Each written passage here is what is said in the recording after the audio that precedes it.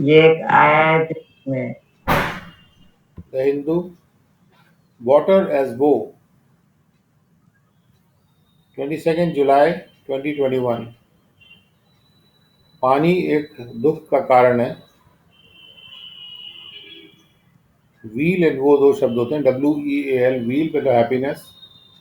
और उसका ऑपोजिट है वो, WOE, उसका है दुख। Mumbai cannot manage its flooding without a new deal for drainage and housing. Mumbai अपने फ्लडिंग को मैनेज नहीं कर सकती है बिना एक नई डील करे ड्रेनेज और हाउसिंग के लिए। The revival of the monsoon has overwhelmed Mumbai and its suburbs once again, paralyzing life, disrupting drinking water supplies, and exposing the parlor state of its infrastructure. जो मानसून का revival हो गया, पुनर्जीवित हो गया मानसून, उसने मुंबई को आच्छादित कर दिया है और उसके आसपास के एरियाज को भी, सबर्ब एरिया मतलब जो पूरी तरह से अर्बनाइज नहीं है, इनका शहरीकरण संपूर्ण नहीं है, आसपास के एरियाज को भी आच्छादित कर दिया है फिर से। और लाइफ को उन्होंने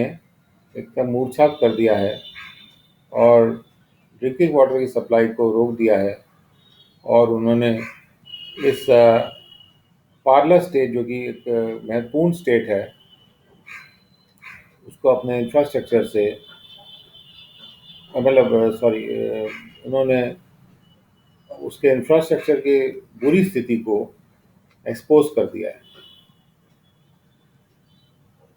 It is clear that the volume and duration of the monsoonal rain are turning unpredictable, and intermittent torrents with crippling impacts on cities will become more frequent, influenced by a warming climate. ये बात साफ हो गई है कि जो volume है, या जो इतने देर तक मानसून की रेन आती है, वो अब अनप्रेडिक्टेबल होते जा रहे हैं, यानी कि इसका पूर्वानुमान नहीं लगाया जा सकता है। और बीच बीच में रुक रुक के तेज़ बारिश होती है, जिसका कि एक अपंग करने का असर होता है शहरों पर। और ये ज़्यादा होता जा रहा है, ज़्यादा फ्रीक्वेंटली हो रहा है। और चूँकि जैसे हमारी क्लाइमेट वार्म होती जा रही है, उसके असर की वजह से ऐसा हो रहा है। Strengthening that theory, three weather stations in Mumbai recorded a staggering level of rainfall in 1 week from July 13, ranging from 628 mm in Mahalakshmi to 958.5 mm in Santa Cruz, the latter experiencing a peak of 234.9 mm on July 18। इस theory को मजबूत करते हुए कि warming की वजह से ऐसा हो रहा है इंटरमिटेंट रेन, तीन जो वेदर स्टेशन है मुंबई के, उन्होंने बहुत ज़्यादा मात्रा में रेनफॉल रिकॉर्ड की एक हफ्ते में, जुलाई 13 के बाद, जो कि महालक्ष्मी में 628 मिलीमीटर से लेके और सेंटा क्रूज में 958.5 मिलीमीटर तक का रेंज में थी। और जो सेंटा क्रूज है वो, उसने एक पीक एक्सपीरियंस की थी 234.9 की, जुलाई 18 को। The inundation has taken a toll of at least 32 lives, and the majority of victims died in landslides that crushed their slum houses at Mahul and Chembur। जो flooding हो गई, इनंडेशन मतलब flooding, उसने taken a toll, यानी कि लोगों को मार डाला है। करीब करीब 32 जीवन उसने ले लिए हैं। और ज़्यादातर जो उसके जो विक्टिम्स हैं, यानी कि जो उसके द्वारा मारे गए हैं, वो लैंडस्लाइड से मरे थे। यानी जब ज़मीन फिसल के गिर जाती है, और उन्होंने क्रश कर दिया था उन स्लम के घरों को, यानी झोपड़पट्टी वाले घरों को, जो महूल में चैम्बूर नामक जगह। These deaths of despair recur almost every year, soon to be forgotten in fair weather in a city that prides itself on its enterprise and resilience। और ये जो मृत्यु है, ये जो मौतें हैं, ये निराशाजनक मौतें जो होती हैं, ये बार बार होती रहती हैं, करीब करीब हर साल, और जल्दी ही भुला भी दी जाती हैं जब जब मौसम ठीक हो जाता है, एक ऐसे शहर में जो कि इस बात के लिए गर्व करता है कि उसमें एंटरप्राइज है और रेजिलियंस है। एंटरप्राइज यानी कि रिस्क लेकर नए काम को करना, और रेजिलियंस का मतलब ये है कि विपरीत परिस्थितियों में भी अपने को बरकरार रखना, बनाए रखना। In the second year of the COVID-19 pandemic, the monsoon malady poses a double jeopardy, adding to the economic misery of the vulnerable who live in hovels in suburban landslide prone locations. Covid 19 के दूसरे साल में pandemic के जो monsoon की बीमारी है, ये एक दोहरा प्रॉब्लम पैदा करती है, डबल जेपर्डी। और जो वल्नरेबल लोग हैं, जो कमज़ोर लोग हैं, उनकी जो आर्थिक बुरी हालत को ये बढ़ाती है, जो कि खोलियों में रहते हैं, हॉवल्स में, सबर्बन जहाँ पे लैंडस्लाइड ज़्यादा हो जाता है, ऐसे लोकेशंस पे रहते हैं।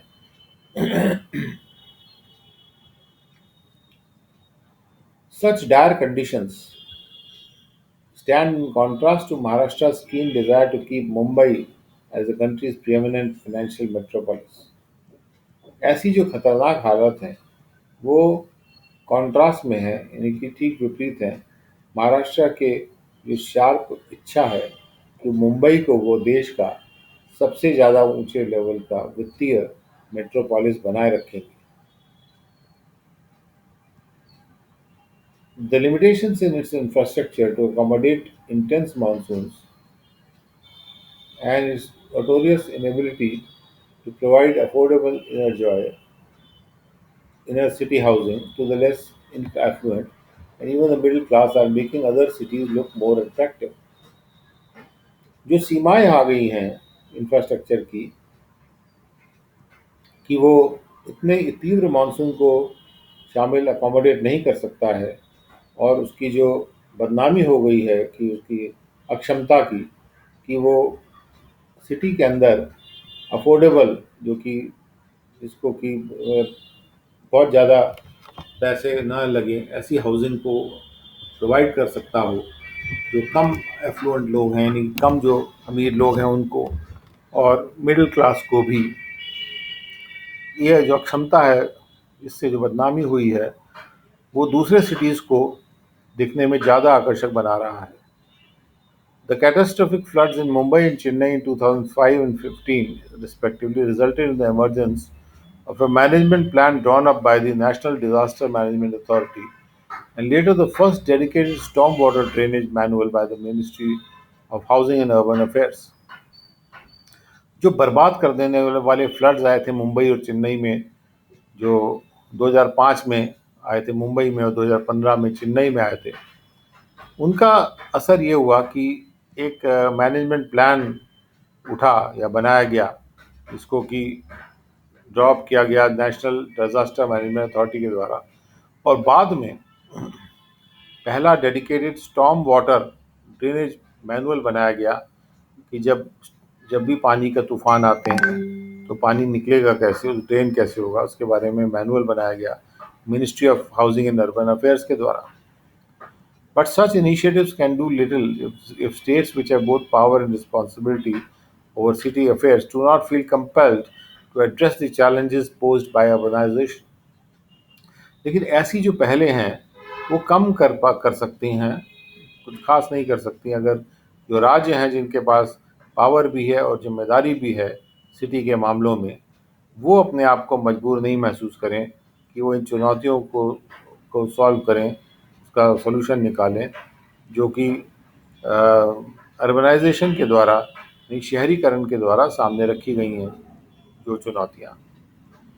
In fact, Mumbai's inability to manage recurrent floods and the need of a massive slum population was highlighted by a fact-finding committee appointed by the Maharashtra government after the 2005 deluge, with calls to liberate the city's rivers and lakes from various impediments, enable perennial flow in the Mithi River, create fresh holding lakes for excess waters, and rehabilitate those who live in risky locations. असल में मुंबई की जो अक्षमता है कि वो बार बार आने वाले फ्लड्स को मैनेज नहीं कर पाता, उसका प्रबंधन नहीं कर पाता, और उसकी बहुत बड़ी जो झोपड़पट्टी की पॉपुलेशन है, उसकी जो ज़रूरतें हैं, इनको हाईलाइट किया गया था, इन पे रोशनी डाली गई थी एक तथ्य पता लगाने वाली समिति के द्वारा, जिसका कि नियुक्ति की गई थी महाराष्ट्र की सरकार के द्वारा 2005 के फ्लड के बाद। जो कि जो रिपोर्ट जो है कॉल बुलाती है कि सिटी के रिवर्स और लेक्स को लिबरेट किया जाए, फ्री किया जाए कई अड़चनों से, और पूरे साल भर जो पानी का फ्लो है मीठी रिवर में वो बनाए रखा जाए, उसको सक्षम किया जाए। उसके बाद जो फ्रेश लेक्स हैं उनको क्रिएट किया जाए, जिसमें कि पानी एक्सेस पानी भरा रह सकता है, और उन लोगों को फिर से पुनर्स्थापित किया जाए जो कि रिस्की लोकेशंस पे रह रहे हैं, रिस्की जगहों में रह रहे हैं, खतरे वाली जगहों में रह रहे हैं जहाँ लैंडस्लाइड वगैरह होता है। बहरहाल, there is a need to clear the air on the follow up to these and other expert recommendations which the state can do through a white paper. ज़रूरत ये है कि हवा को साफ किया जाए, यानी कि इस मामले में खुलासा किया जाए कि क्या फॉलो अप किया गया है इस रिपोर्ट के ऊपर, और दूसरे एक्सपर्ट रिकमेंडेशंस के ऊपर संस्तुतियों पे क्या फॉलो अप एक्शन लिया गया है, उसके बाद में क्या एक्शन लिया गया है, जो कि स्टेट एक वाइट पेपर इशू करके कर सकता है। Mumbai's neglect is not unique, though, and most big cities are amorphously expanding to the suburbs where basic infrastructure, including drainage, is absent, and lakes and rivers are heavily encroached upon, often with political support.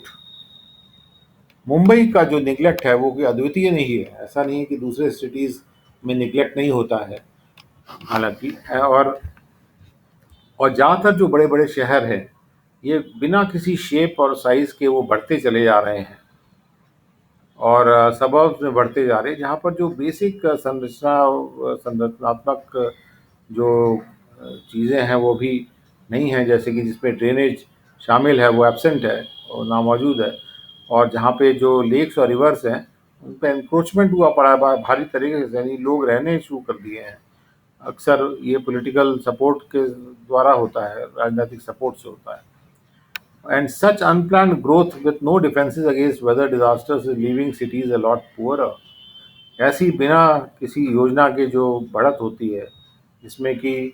अ, मौसम के जो बर्बादियां हैं उससे कोई defence नहीं है, उससे बचाव नहीं है, ये शहरों को और भी ज़्यादा गरीब छोड़ रहा है।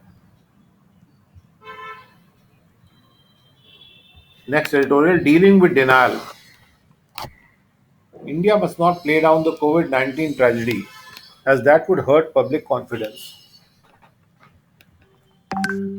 जब हम किसी चीज़ को डिनाई करते हैं, यानी कि मानते नहीं हैं, मना करते हैं कि ऐसा हुआ, ऐसी मना करने वाली सिचुएशन से, न मानने वाली सिचुएशन से कैसे डील किया जाए। भारत को कोविड-19 की त्रासदी कम करके नहीं दिखाना चाहिए, क्योंकि उससे जो पब्लिक का कॉन्फिडेंस है सरकार में, वो उसको नुकसान पहुंचता है, चोट पहुंचती है। A touchy topic for the center and states has been the counting of the dead from COVID-19. Centre और स्टेट्स के लिए एक बड़ा सेंसिटिव संवेदनशील टॉपिक है कि कितने लोगों की मृत्यु हुई उसको काउंट करना कोविड-19 की वजह से।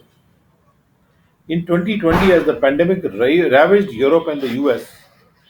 health ministry officials would incessantly argue that India had better managed the pandemic because its deaths per million of population were comparatively lower. 2020 में जैसे ये महामारी यूरोप और यूएस को बर्बाद करती हुई बढ़ रही थी, हेल्थ मिनिस्ट्री के जो ऑफिशियल्स थे, कार्यकर्ता थे, उन्होंने लगातार बिना रुके ये बहस कर रहे थे कि भारत जो है उसने महामारी को बेहतर मैनेज किया है, क्योंकि हमारी हर मिलियन पॉपुलेशन पे जो डेथ्स हैं उनका नंबर यूरोप और यूएस के मुकाबले में और भी कम था। While factually true, it was always apparent that the argument was specious given the size demographic difference and India's per capita access to quality healthcare. जबकि तथ्यों को देखा जाए, जो तथ्य दिखाए जा रहे हैं उनको देखा जाए, तो वो ये तथ्य के स्तर पे तो ये बात सच हो सकती है। जबकि लेकिन ये हमेशा ये बात प्रतीत होती रही है कि ये बहस करना जो है, ये चीज़ को छुपाने वाला था, जो सच को छुपाने वाला था। अगर हम साइज़ को देखें भारत के, या भारत की पॉपुलेशन किस तरह से फ़र्क है दूसरे देशों से, या भारत का जो पर पर्सन क्वालिटी हेल्थ केयर की पहुंच कितनी है, उसको देखें, तो ये ऐसा लगता था कि ये जो बहस की जा रही है वो कुछ छुपा रही है।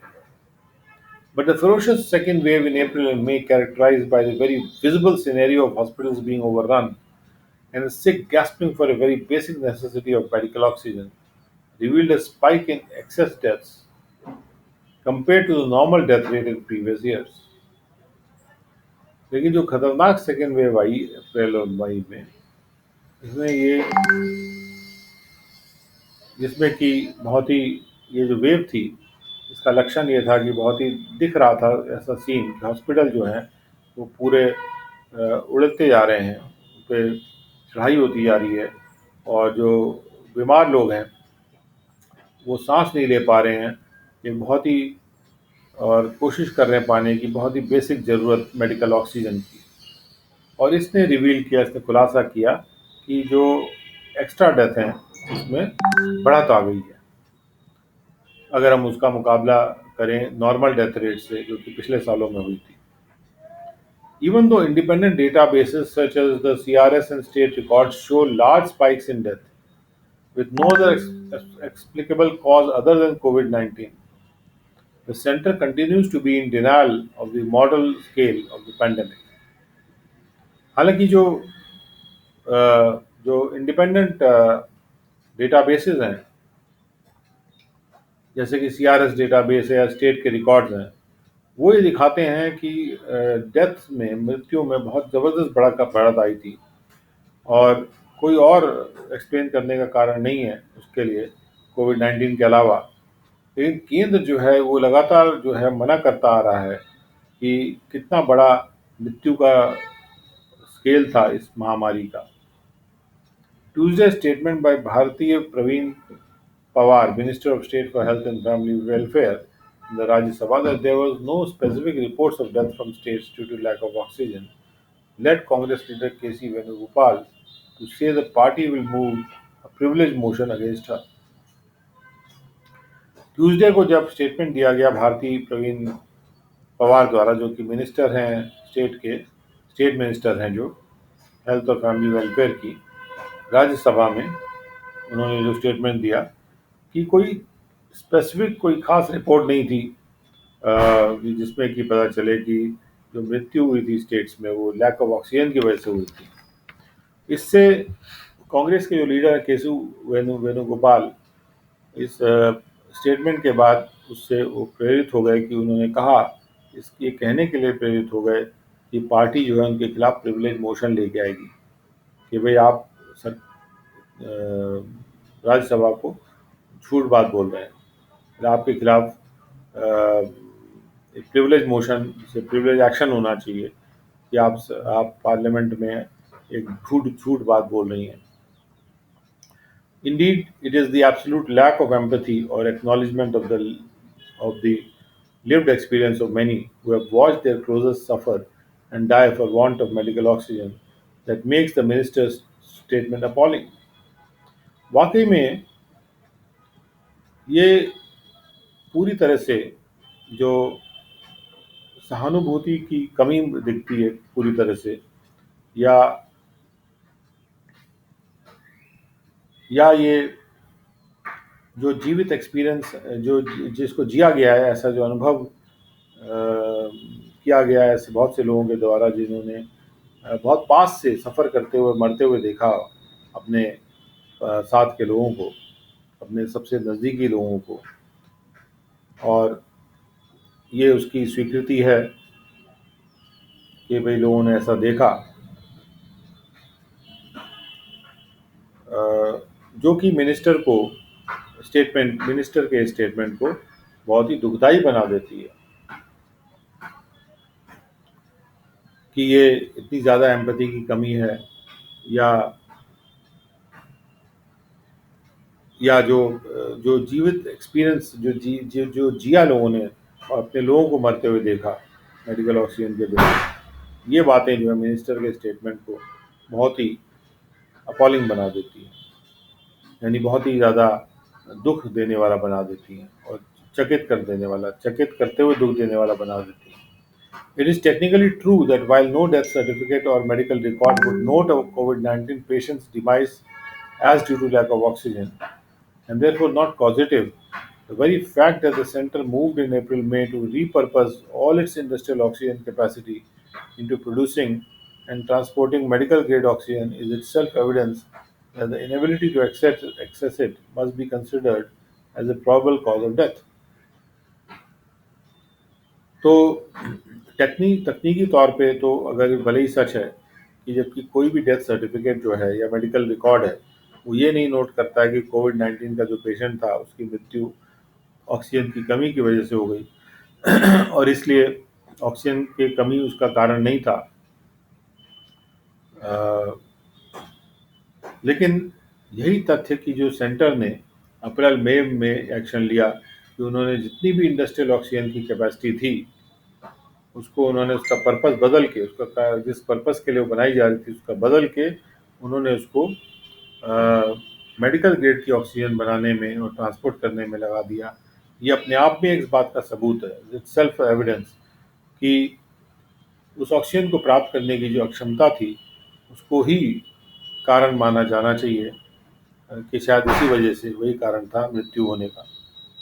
In the early days of the pandemic, a COVID positive test was necessary to count as a COVID-19 death, until the ICMR said it was not always required. महामारी के शुरू के दिनों में कोविड पॉजिटिव टेस्ट जरूरी था किसी भी कोविड-19 डेथ को काउंट करने के लिए, जब तक कि आईसीएमआर ने कहा कि ये इसकी जरूरत नहीं है। It is bewildering why India, with the third highest number of COVID-19 deaths globally, whose oxygen crisis were international news, and mortality figures considered an undercount, sees value in denying oxygen shortage casualties. ये बात बड़ी confuse कर रही है, it is bewildering, कि why India, कि क्यों भारत, जिसमें कि तीसरे सबसे ऊंचे नंबर है कोविड-19 डेथ के पूरे विश्व में, और जिसकी जो ऑक्सीजन की बुरी हालत जो थी वो पूरे अंतर्राष्ट्रीय स्तर पे न्यूज़ थी, और जिसके मॉर्टेलिटी जो मृत्यु की आंकड़े हैं उनको कम माना गया है सबके द्वारा, तो क्यों ऐसा भारत जो है इस बात में वैल्यू देख रहा है कि वो ऑक्सीजन शॉर्टेज की वजह से जो मृत्यु हुई है उसको डिनाई करे। Counter productively it diminishes public faith in the health care system, और ये कहना, ये मना करना इस तरह से, ये बहुत काउंटर प्रोडक्टिव होता है, यानी कि इसका विपरीत असर होता है, और इससे पब्लिक का जो आस्था है हमारे हेल्थ केयर सिस्टम में वो और कम हो जाती है। India's leadership sought to convey the impression that the country had conquered the pandemic and, chastened by the second wave, is now advising abundant caution, with the public messaging focused on the possibility of a third wave and how nearly a third of the population continues to be vulnerable as per the ICMR's fourth serology survey. और भारत की जो leadership है उसने ये कोशिश की ये बात कन्वे करने की, ये बात कम्युनिकेट करने की, ऐसा इम्प्रेशन देने की, ऐसा ऐसा प्रभाव डालने की लोगों पे कि जो देश है उसने महामारी को कॉन्कर कर लिया था, और उसके बाद जब दूसरी वेव आई उससे ये लोग पनिश किए गए। तो जब पनिश हुए तो सुधरे, और जब पनिश करके सुधरे तो अब वो एडवाइस कर रहे हैं कि भरपूर सतर्कता बरतनी चाहिए, और पब्लिक में मैसेजिंग चल रही है कि भाई वो उस पर फोकस्ड है कि थर्ड वेव की पॉसिबिलिटी भी है आने की, और किस तरह से कम एक तिहाई पॉपुलेशन हमारी अभी भी जो वो कमज़ोर है, वल्नरेबल है, यानी उनको कोविड हो सकता है। जहाँ तक कि आईसीएमआर का जो चौथा सेरोलॉजी सर्वे है जो कहता है कि हमारी, वो कहता है कि 2/3 पॉपुलेशन को के अंदर तो एंटीबॉडी हैं, लेकिन हमारे 1/3 पॉपुलेशन में एंटीबॉडी नहीं है, तो 1/3 पॉपुलेशन अभी भी वल्नरेबल है। ऐसा आईसीएमआर का चौथा जो सेरोलॉजी सर्वे है, यानी जो इस वायरस के इफेक्ट का जो सर्वे किया गया है वो है, जो कहता है। But diminishing the tragedy, especially in Parliament and in its official records, only further erodes the government's credibility. लेकिन इस त्रासदी को और कम करके दिखाना, खास तौर पे पार्लियामेंट में वो भी, और अपने ऑफिशियल आंकड़ों में, रिकॉर्ड्स में ऐसा करना जो है और भी ज़्यादा गवर्नमेंट की क्रेडिबिलिटी को, यानी गवर्नमेंट की विश्वसनीयता को इरोड करता है, यानी उसको उसकी उर्वरता को ख़त्म करता है।